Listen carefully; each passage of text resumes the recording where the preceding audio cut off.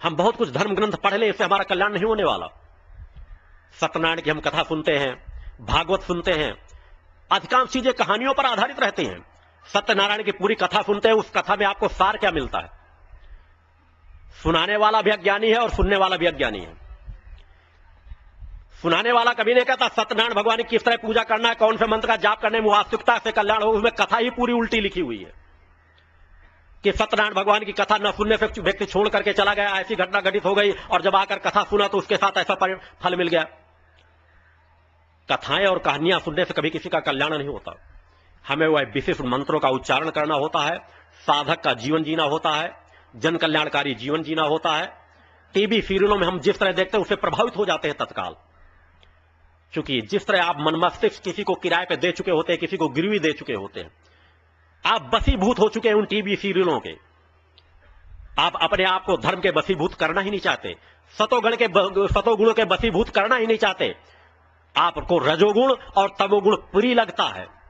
वह सीरियल प्रिय लगते हैं जिनमें कोई सार नहीं है, जो निस्सार हैं, जिनका कोई आधार नहीं है। आप टीवी सीरियलों में देखते हैं कि देवी देवताओं के सामने किस तरह एक हीरो जाता है और किस तरह एक उस तरह प्रकट सत्ता के सामने निवेदन करता है, बस मां के आपके चरणों में आ गया हूं, आज में अगर मेरी कामना पूर्ति नहीं तो ये हो जाएगा, ऐसा कर लूंगा, दोबारा चौखट में आऊंगा नहीं। आप देखते 1 मिनट के अंदर उनकी कामनाओं की पूर्ति हो गई।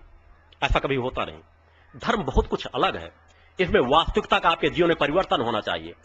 किसी आप देखते हैं कि कृष्ण का सीरियल चल रहा है, नीतीश भारद्वाज किस तरह मुस्कुरा रहे हैं कि आप इस तरह कृष्ण मुस्कुराते होंगे। आपको एहसास है कृष्ण का जीवन कितना संघर्ष में व्यतीत हुआ है, कितने क्षण उन्होंने उनकी मुस्कुराहट में गुजरे होंगे। सीरियलों में दिखा देना और वास्तविकता का जीवन जीना कितना संघर्षपूर्ण होता है, इसमें बहुत कुछ फर्क होता है। आप देखते हैं कि सुदामा ने किस तरह, सुदामा की कृष्ण ने तत्काल उनके महल निर्माण करा दिए। हमारे गुरुदेव जी पूर्ण बैठे हैं और क्यों नहीं महल निर्माण करा रहे। कभी उस गहराई में जाना नहीं चाहते। जिस तरह सीरियल आप देख लेते हैं, वास्तविकता उससे बहुत कुछ परे होती है। न तो आप सुदामा का जीवन जी सकते हैं, न वह विचारधारा आपके अंदर आ सकती है, न वह संघर्ष करने की क्षमता आपके अंदर है कि सुदामा जैसा योग्य साधक, सुदामा जैसा जिसके अंदर इतनी योग्यता थी जितनी उस काल में किसी के पास नहीं थी। अनेकों राजा महाराजा उसको प्रलोभन देते थे, आवश्यकता से ज्यादा दान दक्षिणा देने के लिए तैयार थे, मगर फिर भी वह अनीत करने वाले राजाओं की शरण में जाने के लिए तैयार नहीं था। भिखारियों का जीवन जी रहा था, बच्चे भूखों मर रहे थे, फटे कपड़े पहन रहा था, घर में सुख शांति दुर्भाग्य के रूप में आकर खड़ी हो गई थी, मगर फिर भी उसने समझौता नहीं किया था। उन राजाओं की शरण में नहीं गया था जो उन्हें बहुत कुछ दे सकते थे। उसके पास उस काल में इतना ज्ञान था जो दूसरे कर्मकांडी ब्राह्मणों पुजारियों के पास नहीं था। क्या आपके अंदर वो स्थिरता आ पाती है? यदि आपको अभी प्रलोभन का, आप यहां मेरे चिंतन सुन रहे हैं, आपको लग जाए कि कोई व्यक्ति वहां पर खड़े होकर 1-1 लाख रुपए, 50-50 हजार, मैं क्या कह रहा हूं, 500-500 रुपए बांट रहा है, तो मैं समझता हूं कि यहां पे 75% जनता उठ करके जा चुकी होगी। आप यहां मेरे चिंतन सुन करके जाएं, कल को गलत रास्ते से आपको लाभ के क्रम मिलने के नजर आने लगे तो ठीक है, गुरु जी के चिंतन इस कान से सुने तो इस कान से निकाल दिए। आज हमको लाभ चाहिए, क्षणिक लाभ चाहिए, क्षणिक सुख और शांति चाहिए। क्षणिक विषय विकारों की अगर हमारी पूर्ति हो रही है तो हम तत्काल भटक जाते हैं। आप सुदामा बन करके तो देखें। यदि आप सुदामा बन गए तो आपका गुरु आपको विश्वास दिलाता है कि जो कृष्ण ने सुदामा को नहीं दिया था उससे 100 गुना ज्यादा आपको दे सकता है। पात्रता तो हासिल करो, गुरु के उस संकल्प को देखो जो गुरु ने यहां के संकल्प बने कबारों का, जिस क्षेत्र को अंधियारी कहा जाता था। अगर कलिकाल में सामर्थ्य हो तो गुरु ने, जो आप कहते हैं गुरु में करने की क्या सामर्थ्य, क्या एक सामान्य मानव है, सामान्य मानव में अगर वो सामर्थ्य हो तो ऐसे सामान्य मानव समाज के बीच से निकल के आए। मैं ऐसे कुछ क्षेत्र बता दूंगा, अगर उनके अंदर सामर्थ्य हो, शक्ति हो, तो उन स्थानों को चैतन्य और जागृत करके दिखाएं।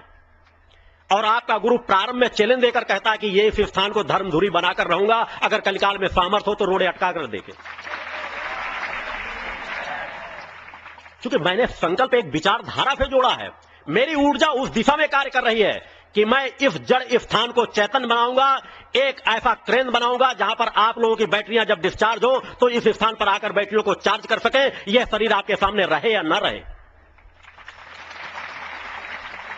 उसी तरह जिस तरह इस स्थान को चैतन्य कर रहा हूं, उसी तरह आपकी आत्माओं को भी उतनी चैतन्यता प्रदान कर रहा हूं, क्योंकि मैं समान भाव से दोनों भावों को लेकर चलता हूं, किसी में अंतर नहीं पड़ने देता। जो इस स्थान का विकास कर रहा हूं, इस स्थान को चैतन्य बना रहा हूं, उतना समाज के अंदर परिवर्तन भी डालता जा रहा हूं। मैं समाज के बीच जाऊं या ना जाऊं, समाज के बीच रहूं या ना रहूं, क्योंकि प्रकट सत्ता ने जो मुझे आशीर्वाद प्रदान किया है और मेरे इस जीवन की जो कर्म साधना है और मेरे मूल स्वरूप की जो कर्म साधना है, उससे ऐसा कोई कार्य नहीं जो मेरे लिए असंभव हो। मगर इसका तात्पर्य नहीं कि मैं हर जगह वही कार्य करता फिरूंगा। मैंने एक लक्ष्य और संकल्प लिया है। आपकी विचारधारा से मेरी सोच की विचारधारा नहीं बनेगी। मैंने निर्णय सोच समझकर उस प्रकट सत्ता के निर्देशन में लिया है कि समाज का हित किस प्रकार कर सकता हूं, आपकी आत्माओं का कल्याण किस प्रकार कर सकता हूं। मेरी पूरी ऊर्जा केवल उस दिशा में समर्पित है। जब कभी थोड़ा बहुत समय मिलता है या कभी चिंतन मेरे होते या किसी क्षेत्र विशेष, मैंने बार बार कहा कि वो सुपर कंप्यूटर आपके अंदर फीड है, आप अपने दुर्भाग्य को आमंत्रण देते हैं और दुर्भाग्य के परिणाम भोगते हैं।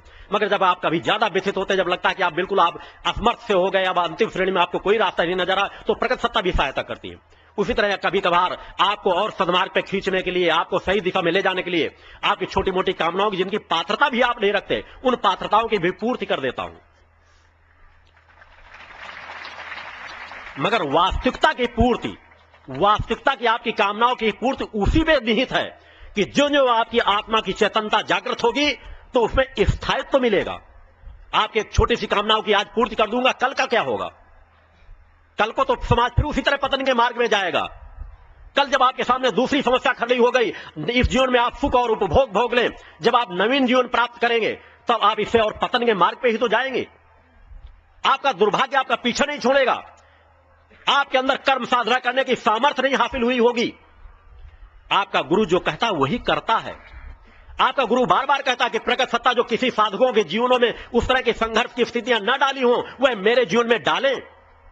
आप लोग समस्याओं से भगते हैं और मैं समस्याओं का आह्वान करता हूं कि जब समस्याएं आएंगी और उनके निदान की सामर्थ्य मैं प्रकट सत्ता के चरणों से मांगूंगा तभी तो मुझे मिलेगी। और जब मुझे मिलेगी वह कर्म साधना करने की सामर्थ्य मैं हासिल करूंगा तो उतना कार्य करने की सामर्थ्य मेरे अंदर स्थायी रूप से आ जाएगी। उसी तरह यदि आप क्षणिक प्रलोभनों में न पड़े, क्षणिक भटकावों में न पड़े, एक निर्णय ले ले कि वास्तव में हम अपनी समस्याओं का निदान किस प्रकार प्राप्त कर सकते हैं। एक वह रास्ता है जो स्थायित्व का रास्ता है, एक वह रास्ता है जो सत्य का रास्ता है, धर्म का रास्ता है, प्रकट सत्ता का निर्देशित मार्ग है, मानवता का मार्ग है। एक वह मार्ग है और एक असुरत्व का मार्ग है, अनीति अन्याय अधर्म का मार्ग है। क्योंकि प्रकट सत्ता ने एक शक्ति सामर्थ्य आपको दी है।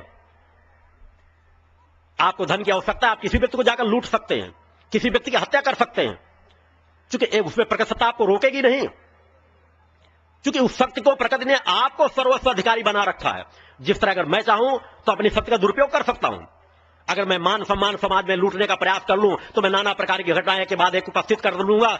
मुझे आप जैसे जो यहां पर बैठे सामान्य जीवन जीने वाले समाज के व्यक्ति बैठे हैं कि अगर एक अमीर खानदान का कोई व्यक्ति यहां उपस्थित होगा तो कम से कम 99 व्यक्ति सामान्य जीवन जीने वाले व्यक्ति यहां उपस्थित होंगे। मैं भी चाहूं तो मुझे कोई समस्या होगी। यह आश्रम का निर्माण शायद वर्षों में ही पूर्ण हो सकता है। किसी भी बड़े बड़े ऐसे व्यक्तियों को पकड़ सकता हूं, उद्योगपति लखपति करोड़पतियों को, जिनको कह सकता हूं कोई भी समस्या लेगा क्या आओ, मैं तुम्हारी समस्या का समाधान कर दूंगा और मेरा यह कार्य पूर्ण हो जाना चाहिए।